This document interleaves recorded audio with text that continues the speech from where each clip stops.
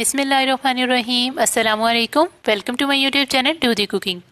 आज मैं आपके साथ शेयर करने लगी हूँ इंस्टेंट जलेबी बनाने की रेसिपी, जो कि बहुत ही ज़्यादा मज़ेदार बनती है और मिनटों में झटपट बनकर रेडी हो जाएगी।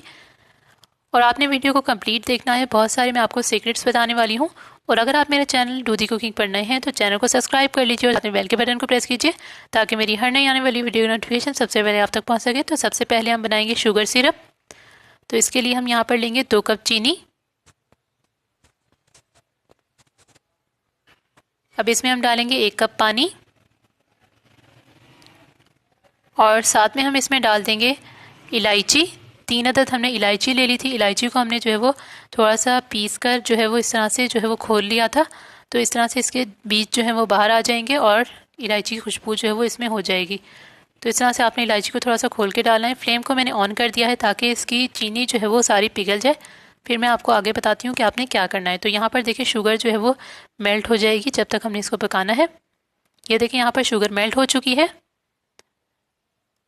अब हमने इसको 4 से 5 मिनट तक इतना पकाना है कि इसमें इसका शीरा जो है वो एक तार का शीरा रेडी हो जाए। बहुत ज़्यादा हमने पतला भी नहीं करना, बहुत ज़्यादा जो है वो इसको गाढ़ा भी नहीं करना। अब चलते हैं नेक्स्ट स्टेप की तरफ। शीरा तैयार हो गया था। 2 से 3 टेबल स्पून पानी ले लेंगे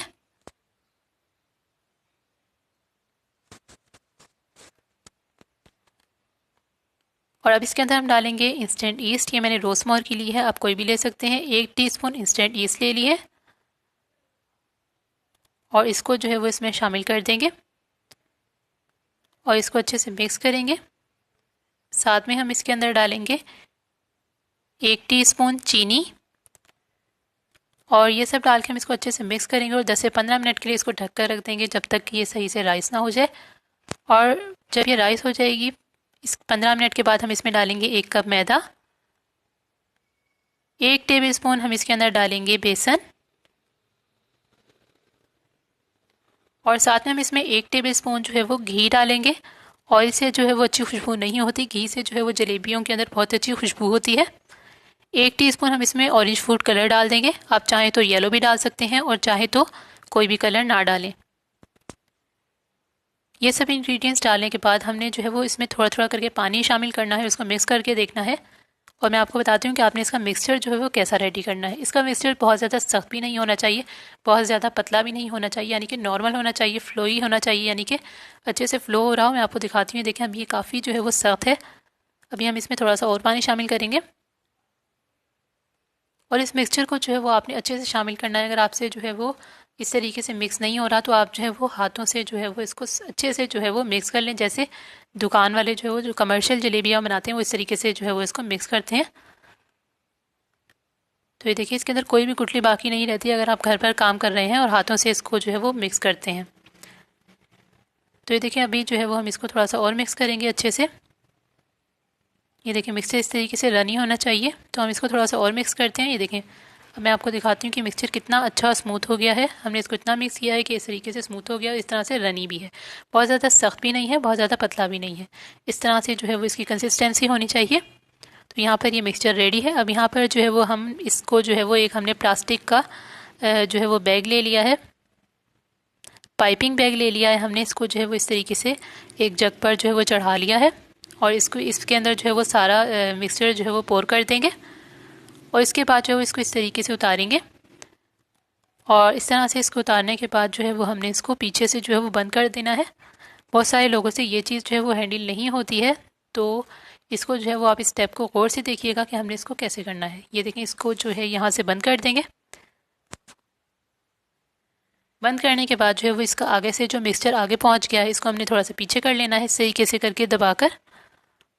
और इसके बाद हम एक सीजर ले लेंगे और अपनी पसंद का इसको काट लेंगे। पतला काटें तो ज़्यादा अच्छा है, ज़्यादा मोटा ना काटें, क्योंकि फिर जो है वो आपको हैंडल करना भी मुश्किल हो जाएगा और जलेबियाँ भी मोटी मोटी अच्छी नहीं लगेंगी, पतली पतली बनानी चाहिए। तो देखिए इस तरीके से थोड़ा सा जो है वो हम इसको कट कर लेंगे और पतली पतली जलेबियाँ जो है वो बना लेंगे। तो यहाँ पर ऑयल जो है वो हमारा गर्म हो चुका है। हमने यहाँ पर लिया है तकरीबन 1 से 1.5 कप ऑयल और 2 टेबल स्पून इसमें हमने घी डालना है ताकि अच्छे से खुशबू आए।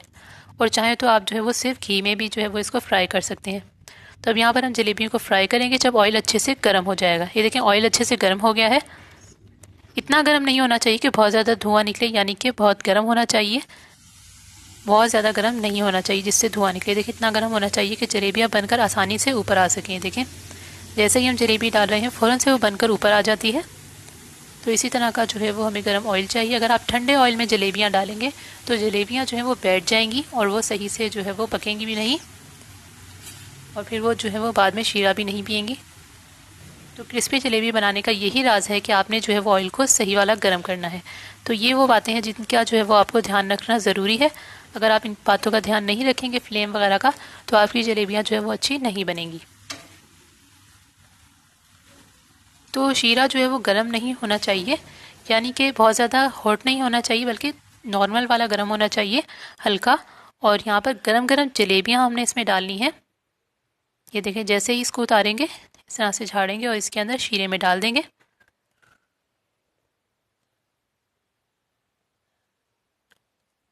और दोनों साइड से जो है हमने 2-2 सेकंड तक, 2 से 3 सेकंड तक रखना है, ज़्यादा देर नहीं रखना। ज़्यादा देर जो है हमने इसमें इसको अगर शीरे में सोक किया तो जलेबियाँ जो है वो नरम पड़ जाएंगी और क्रिस्पी नहीं रहेंगी। तो ये देखिए, यहाँ पर हमने फ़ौरन से जलेबी को निकाल लिया है। दोनों साइड से डिप करने के बाद इसमें शीरा जो है वो पी लिया है जितना पीना था, क्योंकि गरम गरम जलेबी थी, हमने इसको जो है वो नीम गरम शीरे में डाला तो इसने जो है वो शीरा आराम से पी लिया।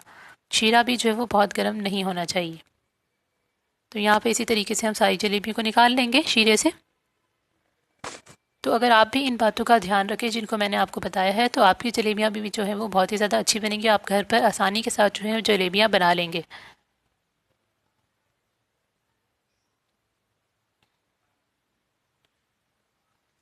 तो इसी तरह से हम बाकी जलेबियों को भी जो है वो निकाल लेंगे। जब आप जलेबियाँ डाल लें पैन में फ्राई करने के लिए, तो तब जो है वो अगर आपसे हैंडल ना हो तो आप थोड़ा सा फ्लेम लो कर सकते हैं। लेकिन जब आप जो है वो डालें जलेबी पैन में, तो उस वक्त जो है वो फ्लेम जो है वो सही होना चाहिए, ताकि जलेबियाँ सही से पक सकें, नहीं तो जलेबियाँ बैठ जाती हैं। तो ये थी आज की टिप्स एंड ट्रिक्स। तो इसी तरीके से हमारी सारी जलेबियाँ जो है वो रेडी हो गई हैं। इनको हम शीरे से निकाल लेंगे थोड़ी थोड़ी देर रखने के बाद। तो ये देखिए, हमारी आज की मज़ेदार सी इंस्टेंट जलेबी की रेसिपी बनकर रेडी हो चुकी है। आपने मुझे कमेंट सेक्शन में ज़रूर बताना है कि आपको हमारी आज की रेसिपी कैसी लगी, और आपने इसको ट्राई ज़रूर करना है। वीडियो अच्छी लगे तो इसको अपने फ्रेंड्स एंड फैमिली के साथ शेयर करें। ये देखें, ये जलेबी मैंने आपको तोड़ कर दिखाई है, इसके अंदर तक जो है वो सही से शीरा चला गया है। क्रिस्पी और मज़ेदार जलेबियाँ जो है वो बन चुकी हैं। तो ये थी हमारी आज की प्यारी सी छोटी सी रेसिपी। तो आपको ये रेसिपी कैसी लगी कमेंट करें।